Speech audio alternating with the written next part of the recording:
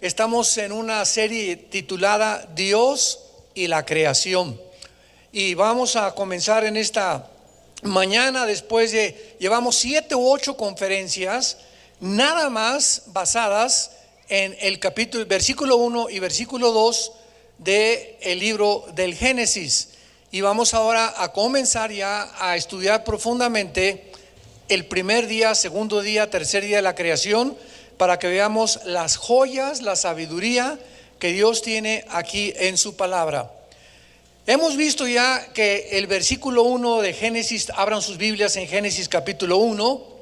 Génesis capítulo 1, dice la Biblia que en el principio creó Dios los cielos y la tierra. ¿Sabían ustedes, para hacer un breve repaso de 1 o 2 minutos, que la ciencia jamás podrá explicarle al ser humano de dónde venimos? La ciencia jamás podrá explicarle al ser humano cuál fue el origen del universo, porque para que sea científico se necesita observar, evaluar, tomar notas, ensayar, demostrar en tubos de ensayo, etcétera, etcétera, en laboratorios. Y pues como nadie estuvo cuando el universo comenzó, simplemente se ha especulado, se ha hipotetizado, se ha filosofado que hubo una explosión, y de la explosión, el famoso Big Bang o la gran explosión, el universo se formó y las estrellas y las galaxias, y por accidente aparecieron los perros, los gatos, los hipopótamos, las ballenas, el ser humano, la combinación perfecta de oxígeno que respiramos, la distancia entre el sol y la tierra perfecta. Y todo esto, ¿verdad?, es absurdo, ridículo, irracional seguir creyendo que fue un accidente. Entonces, cuando venimos a la Biblia, es lógico que si Dios existe, Él tenía forzosamente que dejarnos establecido claramente en la Biblia la forma en la que Él hizo el universo. Y cuando nosotros estudiamos el libro del Génesis, capítulo 1 y capítulo 2, que de eso se trata esta serie, estamos comenzando a descubrir que las leyes de la física, las leyes de la biología, las leyes de la genética, las leyes de la química, de la antropología, etcétera, etcétera, de la geología, la arqueología, demuestran que el relato del Génesis y la forma como el Génesis está cronológicamente delineado y explicado es así como la ciencia humana, cientos de siglos después, comprueba que así fue. Y la pregunta, ¿verdad?, a todos los ateos, escépticos, agnósticos, es: ¿quién le reveló a Moisés, que escribió los primeros 5 libros de la Biblia, el orden cronológico de la creación tal como actualmente se corrobora por medio de la ciencia? Y cuando nos enfrentamos nosotros a estos hechos, a estas evidencias indubitables, inexorables, tenemos que concluir lógicamente que Dios se encuentra detrás de este libro que se llama la Biblia. Cuando Carl Sagan, el famoso astrónomo, murió a finales del siglo XX, ateo, él dijo pocas semanas antes de morir que él estaba buscando más evidencias de que Dios existía. Y como no tenía muchas evidencias de que Dios existiera, murió en el ateísmo, aunque varios de sus familiares relatan que parece que cambió de opinión cuando estaba en un estado de agonía. Sin embargo, es triste que el ser humano pueda expresarse de esta manera, porque la Biblia dice que los cielos cuentan la gloria de Dios, Salmo 19. Cuando el ser humano levanta los ojos al cielo y vemos un orden, detalle, una creación inteligente, leyes cósmicas, nucleares, de gravitación, termonucleares, de termodinámica, que controlan absolutamente todo alrededor, un universo afinado que si no existiera el aire que respiramos, el movimiento exacto de rotación y de traslación de la Tierra, era imposible que la vida existiera. En otras palabras, Esto es lo que se llama una complejidad irreducible. ¿Qué quiero decir? Lo siguiente: cuando tú tienes un motor, vámonos a un motor nada más de un carro de gasolina. El motor está formado por una bomba de gasolina, tiene pistones, algunos ya tenían bujías, muchos ya no los usan, y tiene una batería. Y entonces tú das la vuelta al switch de tu carro e inmediatamente la batería pasa corriente al motor para que el motor arranque. Basta un alambrito de tu batería, o que ya esté un poco corroída el ácido de la batería, para que eso impida que el motor funcione. En otras palabras, para que un motor de gasolina funcione, tiene que estar la bomba, las bujías, el alambrito insignificante conectado a la batería. Todo tiene que estar perfectamente bien, en una armonía completa, para que el motor arranque. Entonces, cuando vemos nosotros un universo que nos rodea y nos damos cuenta que un solo detalle que faltara, un poco más de nitrógeno en el aire que recibimos, menos velocidad de la Tierra sobre su eje de rotación, un poco menos de velocidad que tuviera alrededor del Sol, la distancia que tenemos al Sol, la distancia que tienen los demás planetas, era suficiente para que no pudiera existir la vida. Estamos en un universo afinado, donde todo está funcionando armoniosamente, afinado, y solo alguien lo pudo hacer, para que nosotros pudiéramos, con la mente que tenemos. Los conejos nunca dicen: Señor, qué grande es tu creación. Yo tampoco nunca oí que Chita, tu parienta, como dicen muchos, los que creen que venimos de los animales, los changos, ¿verdad?, se hayan levantado para poder tener conciencia de lo que nos rodea, porque ellos no fueron creados con espíritu como lo fuimos los seres humanos. El espíritu que Dios puso en el ser humano no los puso en ningún animal de la creación, de los peces ni de las aves tampoco. Lo puso en nosotros, para que nosotros pudiéramos, a través del espíritu, como Él es espíritu, entenderlo, comunicarnos con Él, comprender su creación, adorarlo, servirlo y poder vivir para conocerlo cada día más. Cuando dice la Biblia: en el principio creó Dios los cielos y la tierra, también vimos rápidamente que aquí se encuentran los tres elementos de la física. ¿Cuáles son los tres elementos de la física en el universo? El espacio, el tiempo y la materia. En el principio encontramos el tiempo. Hasta hace algunos años, los científicos ateos comenzaron a corroborar que realmente la Tierra y el universo no es eterno, que tuvo que tener un principio. ¿Basados en qué? En la primera y la segunda ley de la termodinámica, donde establece la segunda ley principalmente que todo está sufriendo deterioro, todo se echa a perder, todo se oxida. El sol está perdiendo millones de toneladas más a cada segundo. Entonces es imposible que el universo haya sido eterno, porque cada día se está descomponiendo y cada día es como un reloj que se le está acabando la cuerda. Entonces la Biblia ya lo decía: el universo no es eterno, hubo un principio. El tiempo tuvo un principio. Creó Dios los cielos y la tierra. Aquí encontramos el espacio y encontramos la materia, los tres elementos que forman la física y la astronomía. La tierra estaba desordenada y vacía. Versículo 2: las tinieblas estaban sobre la faz del abismo, y el Espíritu de Dios se movía sobre las aguas. Ya hemos visto casi en 5 conferencias anteriores de que era imposible que después del versículo 1 comenzara la creación de la tierra. En otras palabras, entre el versículo 1 y el versículo 2 hay un intermedio de espacio de tal vez millones de años. ¿Por qué? Porque la Biblia nos dice que la tierra no fue creada desordenada, en estado caótico, menos las tinieblas, el abismo y las palabras que se usan siempre relacionadas con el pecado. En Isaías 45 dice que la tierra no fue formada de esa forma. Entonces algo le pasó a la tierra.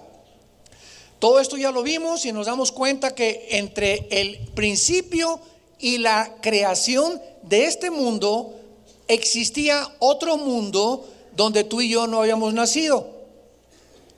Y la Biblia nos muestra en Job capítulo 38, en Proverbios capítulo 8, en el Salmo 104, de que antes que nosotros existieron los ángeles, una creación de otras entidades espirituales que siguen todavía existiendo a nuestro alrededor, que una rebelión tremenda angelical, que se fueron contra Dios, la tercera parte, guiados por un querubín llamado Lucifer, que significa el que lleva la luz o el que porta la luz.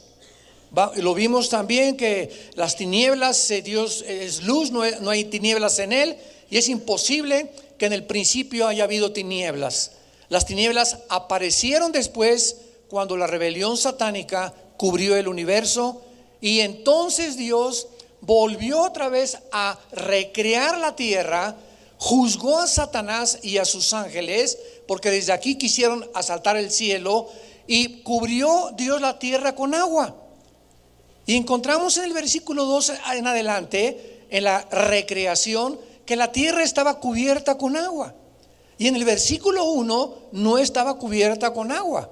La palabra eretz en el hebreo, que se tradujo tierra, es tierra seca. Entonces algo le sucedió a nuestro planeta después de que Dios comenzó a crear la vida otra vez, y de la cual nosotros formamos parte.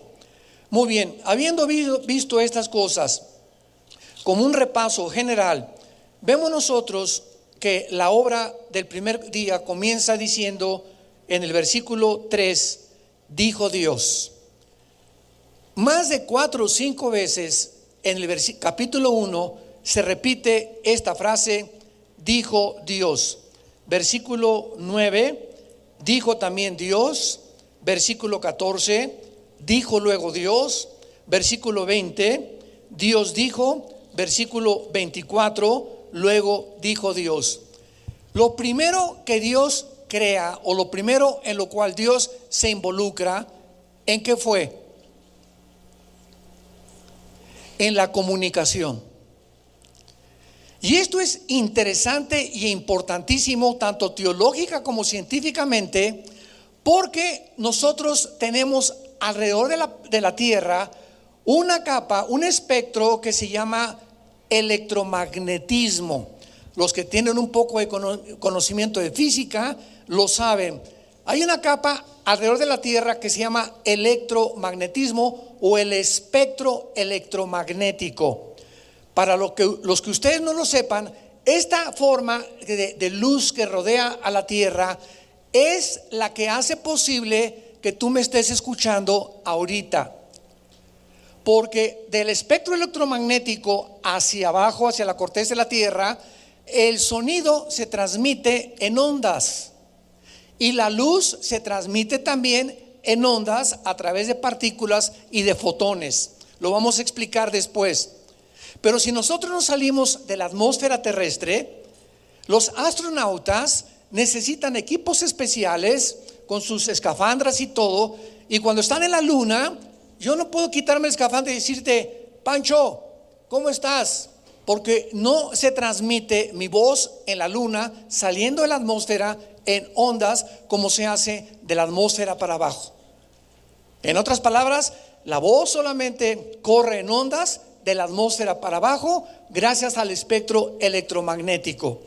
Entonces, lo que hizo Dios, cuando la Biblia dice, dijo Dios, dijo Dios, dijo Dios, habló Dios, es que hizo posible que nosotros pudiéramos comunicarnos como estamos comunicándonos ahorita, que ahorita mi voz sea grabada en aparatos de tecnología, en computadoras, que sea grabada, y después tú pasas a tu casa y prendes la grabación y estás escuchando la conferencia o el canto de tal cantante como si estuviera enfrente de ti, porque quedó en una cinta magnética grabada la voz por las partículas en las que la voz viaja. Muchas veces no nos habíamos puesto a pensar en esto, ¿verdad? Simplemente prendemos el radio y la charrita del cuadrante y el FM o AM, y no sabemos ni cómo está a miles de kilómetros la persona hablando. Yo prendo un radio y estoy escuchándolo como si lo tuviera junto conmigo, por el maravilloso privilegio y la asombrosa sabiduría de Dios al haber creado el espectro electromagnético. Ahora, muy bien, si Dios crea la comunicación en primer lugar, al decir que sea la luz, que es una forma de fotones, de partículas, hasta ahorita los científicos no han podido explicar lo que es la luz, voy a tratar de explicar un poquito más adelante, es con el único propósito, además de que nosotros nos pudiéramos comunicar, Dios hizo posible que nosotros los seres humanos nos pudiéramos comunicar con Él. ¿Y cómo es la forma en la que los seres humanos nos comunicamos con Dios? A través de la oración. Y cuando nosotros oramos, cuando tú tienes ya la disciplina y has entendido qué significa orar, y el día que los cristianos comprendan el poder que tiene hablarle a Dios, porque esa es la oración. No estás hablándole a tu mamá, ni a tu suegra, ni pidiéndole consejo a un psiquiatra, ni a un psicólogo. Estás comunicándote con el creador y sustentador del universo, y Él te está escuchando las 24 horas del día. Y cuando dices: Padre Santo que estás en el cielo, santificado sea tu nombre. Señor, vengo a pedirte por esto, por aquello. Te doy gracias porque eres grande, etcétera, etcétera. Nuestra voz, que viaja a través de las ondas, sígame con cuidado, atraviesa el espectro electromagnético, porque sin eso no podría atravesar. Y es la oración el único mecanismo y el único poder que atraviesa el espacio, llega hasta el tercer cielo, al mismo trono de Dios. Y aquel, dice Efesios 3:20, y aquel que es poderoso para hacer todas las cosas, mucho más abundante de lo que le pedimos o entendemos, según el poder que actúa en nosotros. Aquel que es poderoso para hacer todas las cosas. No te imaginas que la oración que Dios te va a contestar, te la va a contestar mucho, mucho, mucho más allá de lo que tu imaginación pudiera percibir.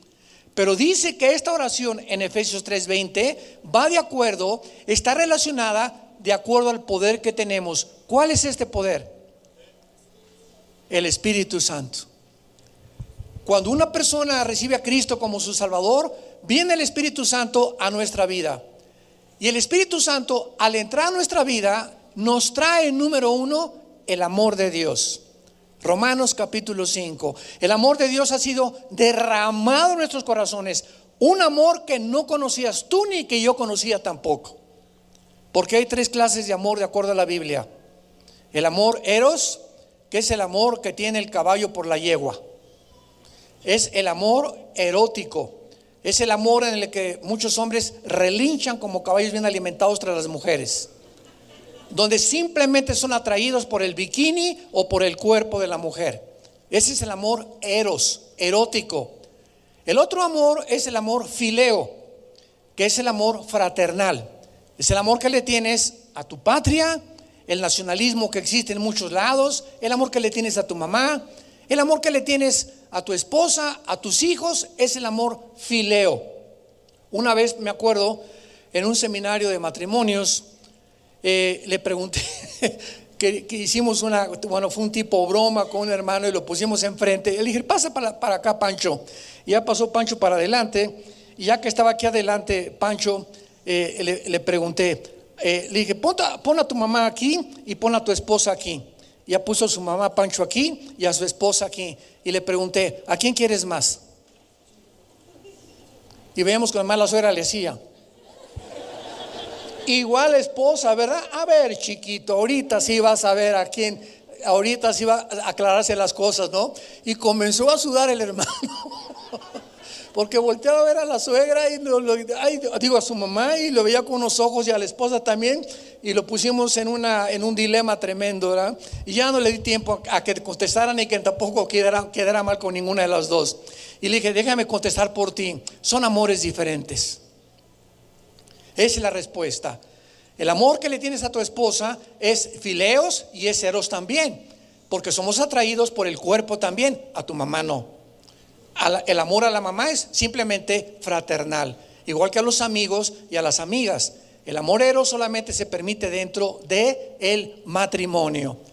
Pero el amor de Dios, dice en 1 Juan capítulo 4, que el que no ama no ha conocido a Dios, porque Dios es amor. Y esa palabra ya no es eros ni es fileos, es ágape. Es ágape. Es un amor desconocido para nosotros, hasta que Cristo entra a nosotros. ¿Y cómo podríamos definir el amor ágape? La definición está en 1 Corintios capítulo 13. El amor es sufrido, no es jactancioso, todo lo sufre, todo lo espera, todo lo soporta, no busca lo suyo, no guarda rencor, no se goza de las injusticias. Es un amor incondicional. Es la definición del amor ágape. Es un amor en el que si te lastiman, no guardas rencor. Si te persiguen, no buscas venganza. Esto no es humano. Humanamente, me la hiciste chiquita, te la voy a contestar. Y el que me la hace la paga. Y me voy a vengar. Y esto no se va a quedar así. Esto es la forma humana que los seres humanos respondemos y actuamos. Pero cuando el cristiano comienza a crecer en el conocimiento de la Biblia, cada día tenemos la capacidad de perdonar más y más y más y más y más. Y mientras más perdonas y menos guardas y almacenas rencor y amargura en tu vida, más creces espiritualmente, más clara es la voz de Dios a tu corazón cuando lees la Biblia, y más bendiciones llegan a tu vida en tu salud mental, física y espiritual. Qué tremendo el daño que hace la amargura.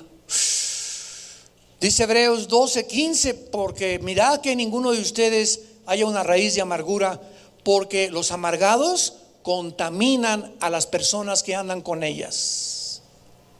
Una persona amargada sigue andando con esa persona, esta amiga tuya o amigo tuyo, te va a contagiar tarde o temprano. Es como la radiación, te contagia el ánimo de una persona que está junto contigo. Por eso no podemos estar deprimidos ni tristes en la vida. Tenemos que estar contagiando, como decía mi esposa ahorita, comunicando.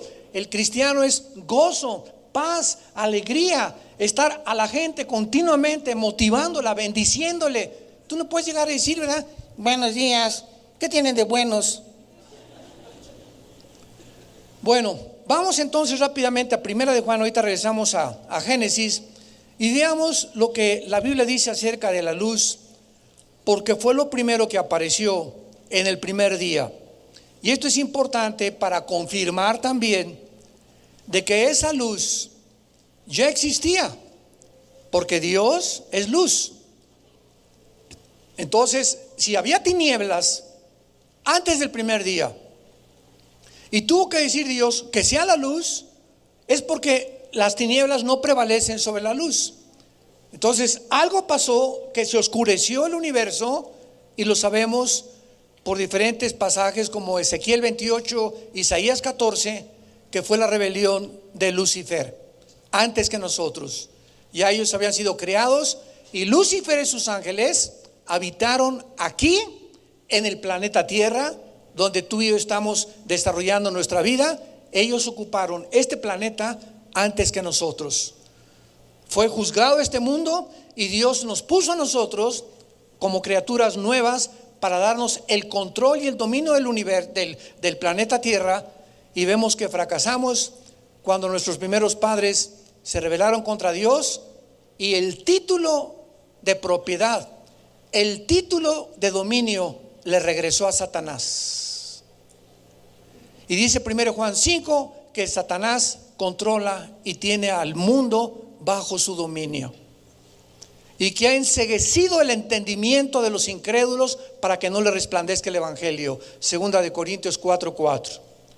Primera de Juan capítulo 1, versículo 5 en adelante. Dice el apóstol Juan, que fue el último de los apóstoles, ya de 90 años de edad: este es el mensaje que hemos oído de él y les anunciamos: Dios es luz, y no hay ningunas, cero tinieblas en él. Si decimos, es muy fácil hablar, si decimos que tenemos comunión con él y andamos en tinieblas, mentimos y no practicamos la verdad. Ahora, muy bien, pero si andamos en luz, como él está en luz, tenemos comunión unos con otros, y la sangre de Jesucristo, su Hijo, nos limpia de todo pecado. Por favor, pongan mucha atención. Esto es aparentemente sencillo, aparentemente complicado, secundariamente sencillo, la palabra de Dios. ¿Qué palabras tan sencillas acabamos de oír? Comunión, luz, tinieblas. Pero vean la profundidad de lo que se encuentra detrás de lo que Dios nos comparte en esta mañana. Dios separa las tinieblas de la luz. Desde entonces vivimos en un universo donde hay un mundo de tinieblas.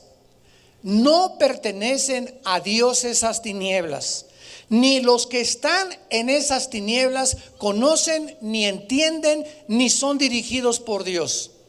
Y existe un mundo de la luz, donde bajo ese mundo Dios dirige, bendice, controla, le abre el entendimiento, nos guarda, etcétera, etcétera, y nos da entendimiento de lo que pasa alrededor.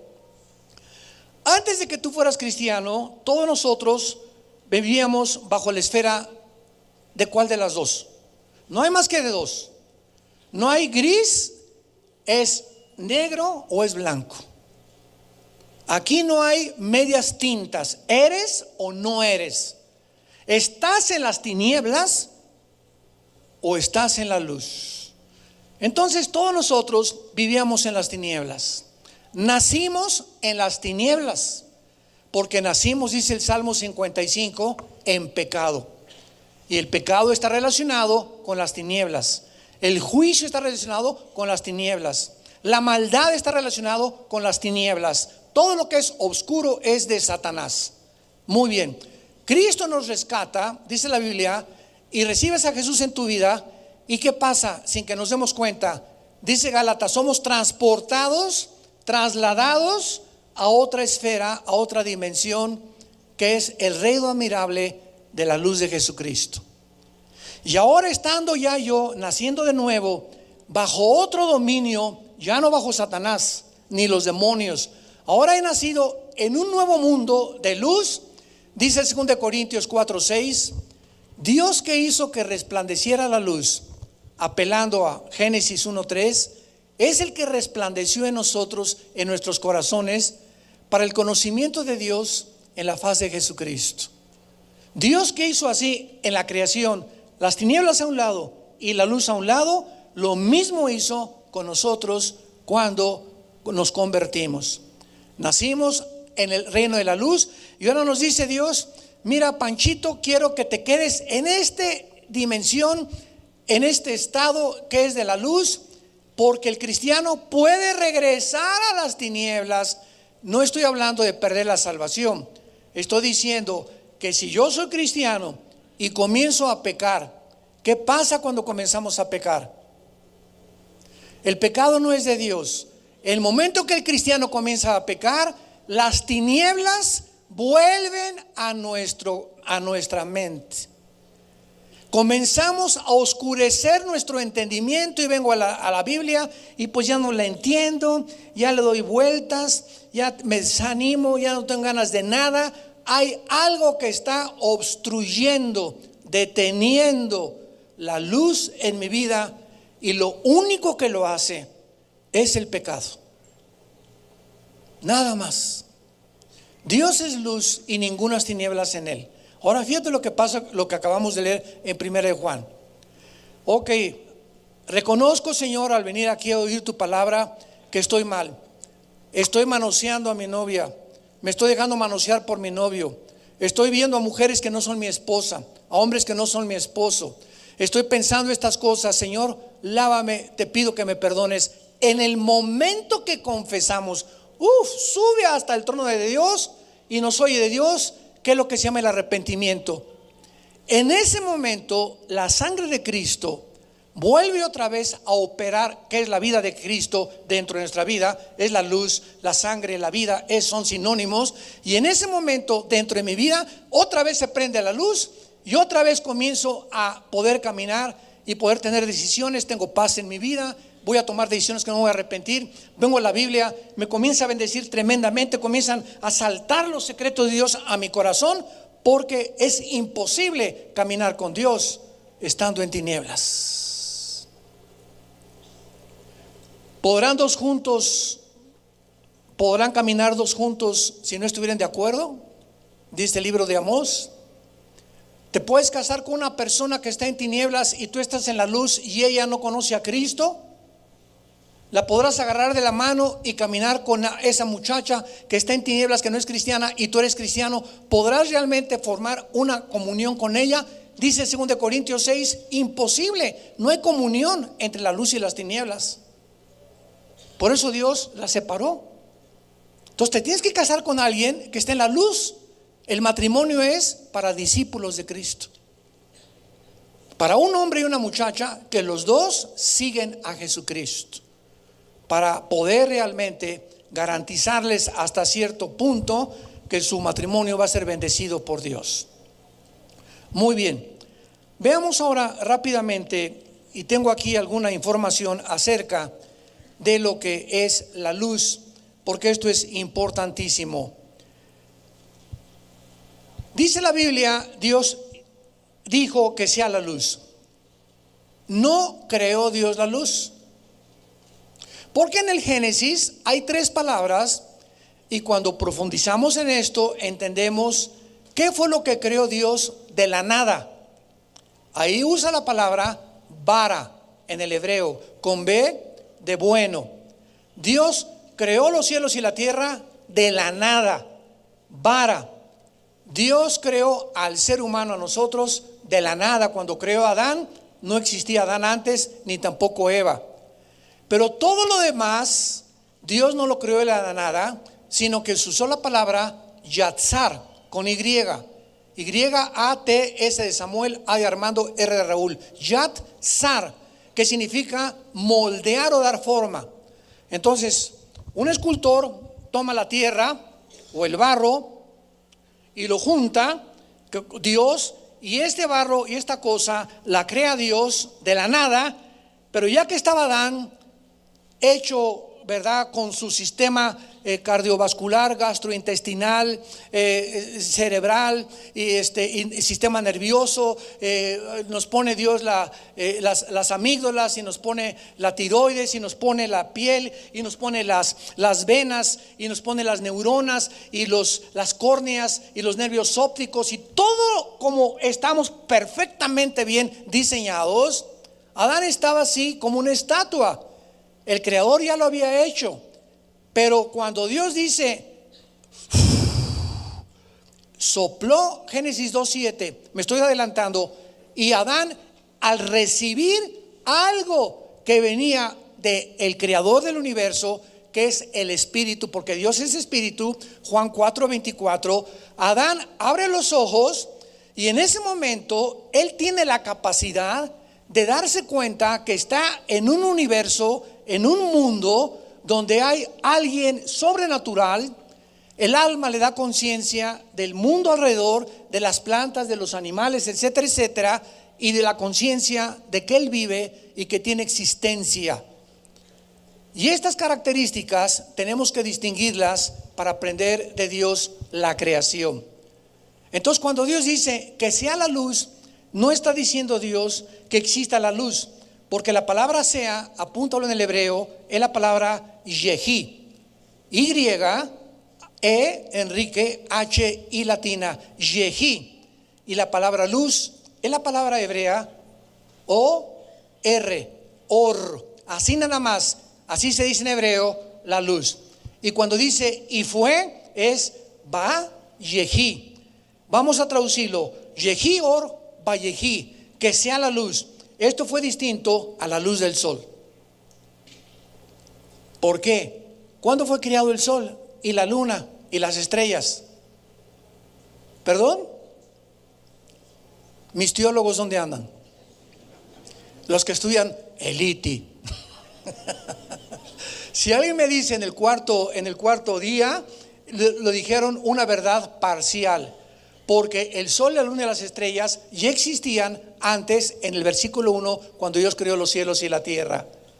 Y cuando vayamos al cuarto día nos vamos a dar cuenta claramente en el versículo 14, que es cuando Dios comienza a poner en marcha el sol y la luna. Dijo luego Dios: haya lumbreras. Y esta palabra haya significa poner en movimiento. El sol ya existía, pero estaba ahí apagado por el juicio del universo. Entonces, si Dios dice sea la luz en el primer día, ¿a qué luz se refiere?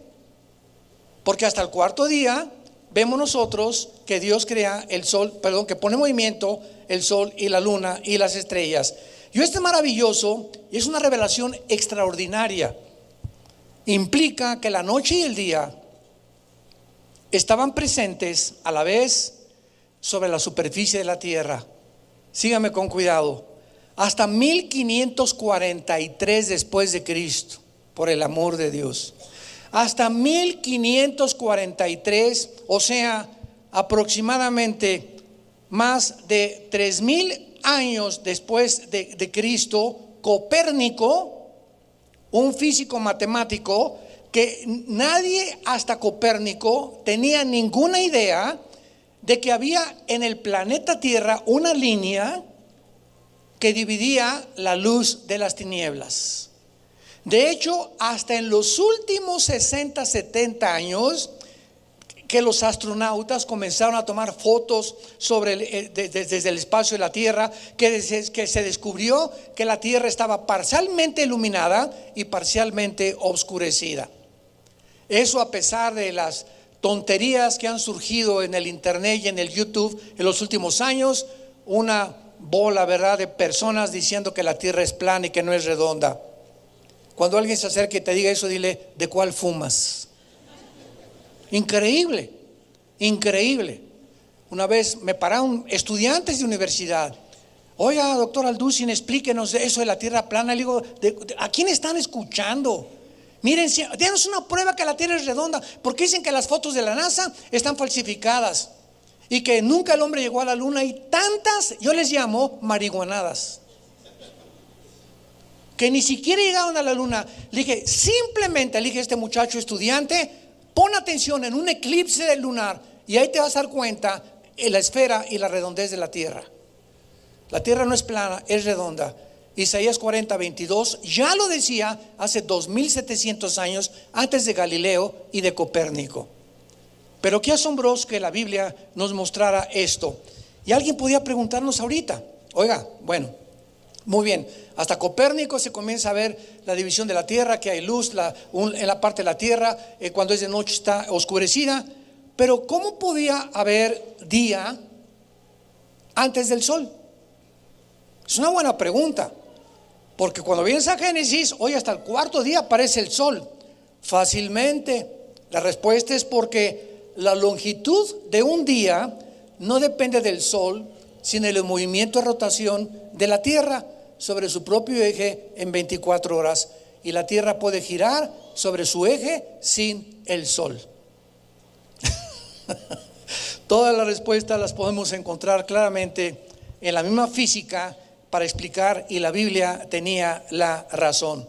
Ahora, veamos esto, regresamos a Génesis y seguimos un poquito más de tiempo con la luz, porque esto es fascinante.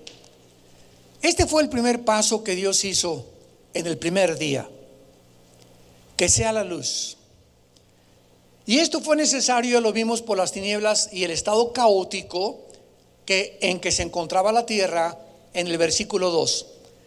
La luz es la forma más básica de la energía y está íntimamente la luz relacionada con todas las demás formas de la energía que existe en el universo. Por ejemplo, el gran físico matemático Albert Einstein relacionó la energía con la materia y comenzó a decir en su famosa ecuación E igual a mc al cuadrado, ¿se acuerdan? Que fue la teoría que postuló a principios del siglo XX, donde dio a entender con E igual a m igual a mc al cuadrado que la energía es igual a la masa o a la materia por la velocidad de la luz al cuadrado. Yo sé que esta ecuación es difícil de explicar, pero lo que él estaba diciendo claramente es eso, ¿verdad? Que la energía es igual a la materia por la velocidad de la luz al cuadrado, cosa que se corroboró y se comprobó cuando nosotros comenzamos a estudiar el libro del Génesis. Pero los quiero llevar más profundamente en la sabiduría de Dios.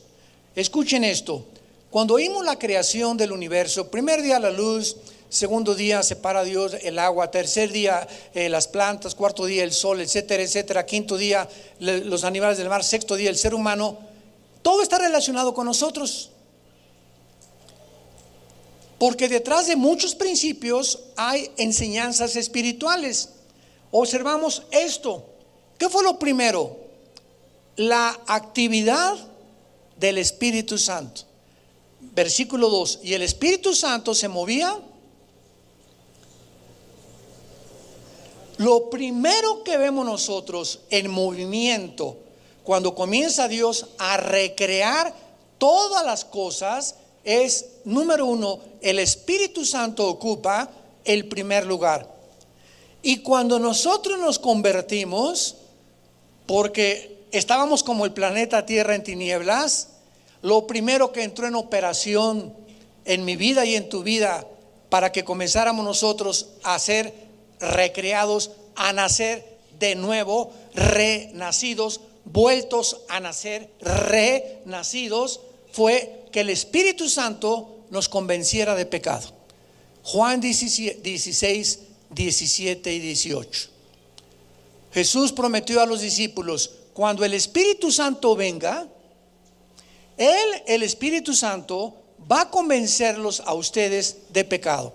¿Qué significa esto, queridos santos de Dios? Tú no vas a convencer a tu esposo que deje de tomar.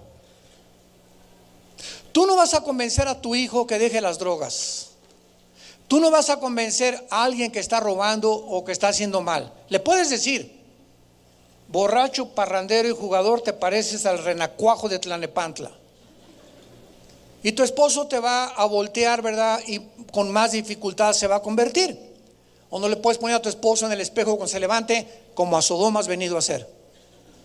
Y el pastor dijo que te vas hacia el infierno. Todavía hasta con nosotros nos echan todavía el problema, ¿no? Entonces tenemos que entender esto. Si queremos que alguien pase de las tinieblas a la luz, hijos, hermanos, maestros, políticos, etcétera, etcétera, el único que puede convencer a una persona que está mal, ¿quién es? El Espíritu Santo.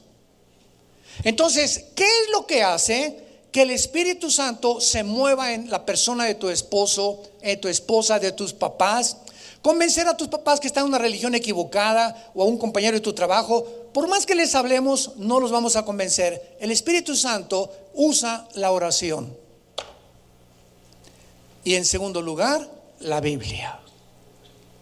Porque es a través del mensaje de la Biblia que el Espíritu Santo la usa como un instrumento para redarguir al ser humano de que ese ser humano se encuentra mal. Tú, y yo no lo vamos a hacer. Es el Espíritu Santo el que tiene que operar en tu esposo, en tu esposa, en tu primo, en tus papás, a través de tu oración por esas personas.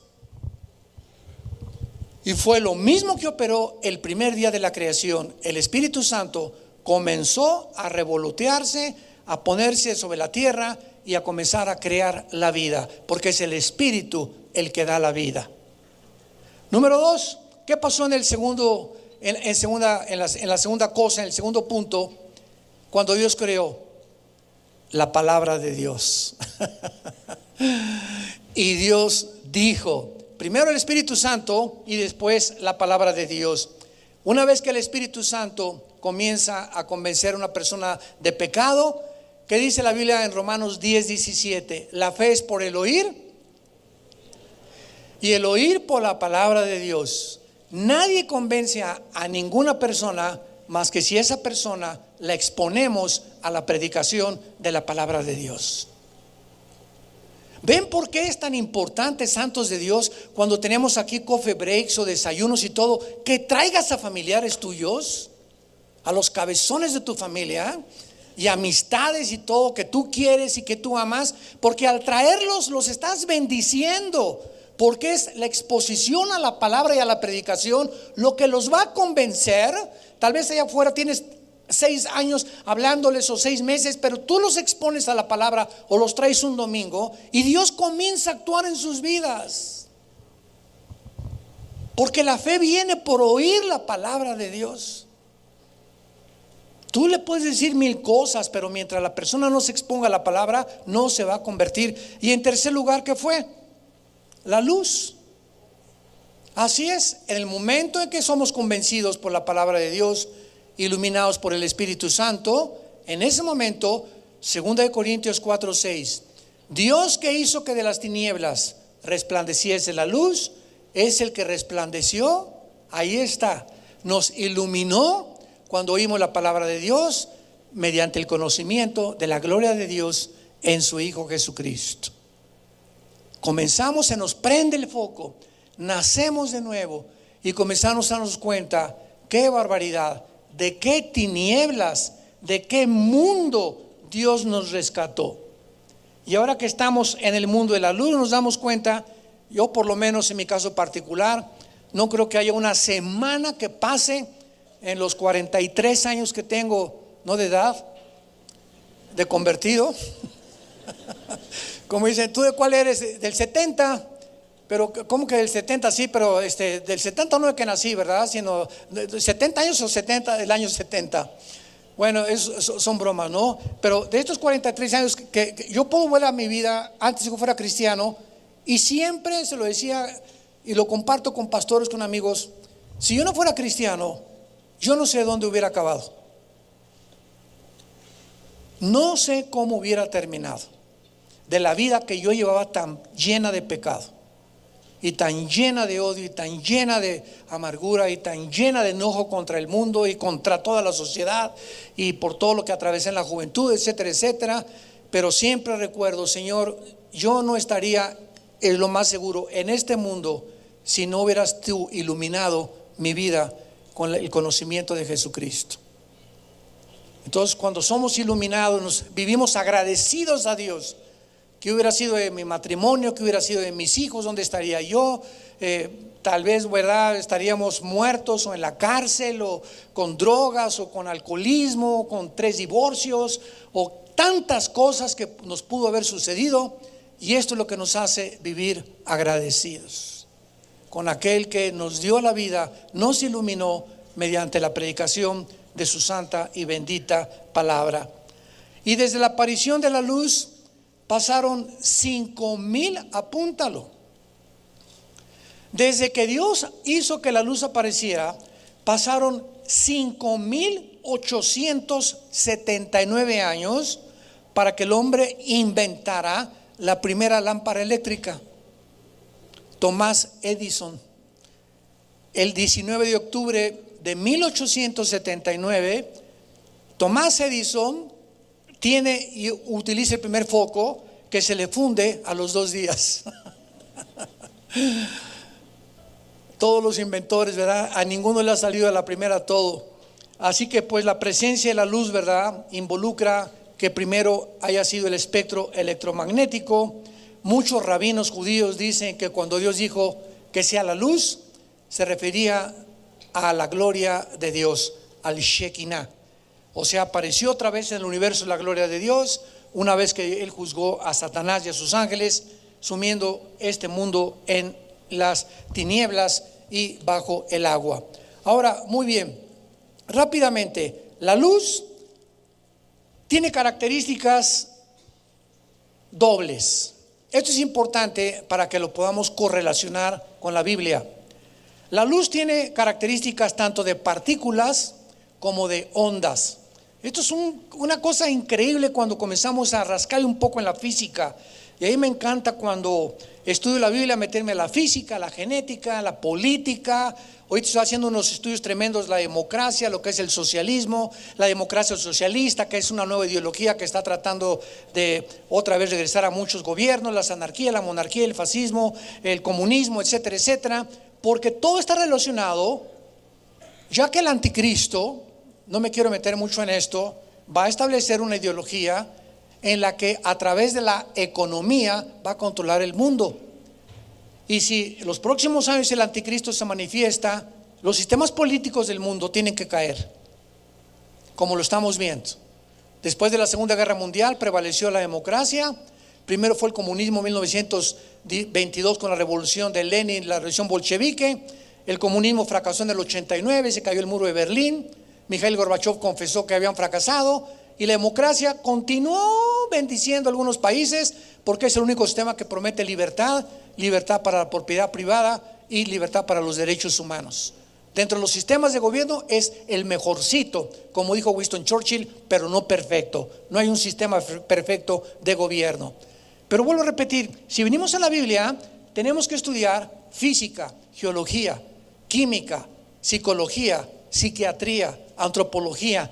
Todo está relacionado para que cuando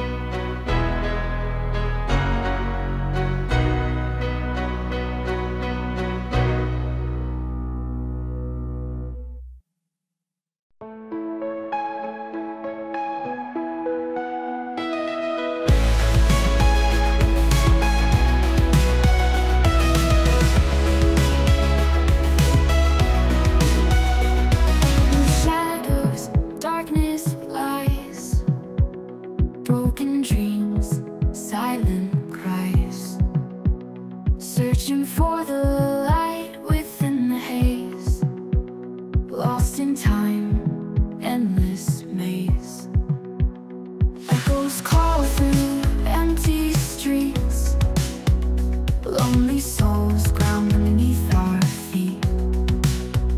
Whispered names in the cold night air, faded memories unaware. Onto echoes, fear and woe.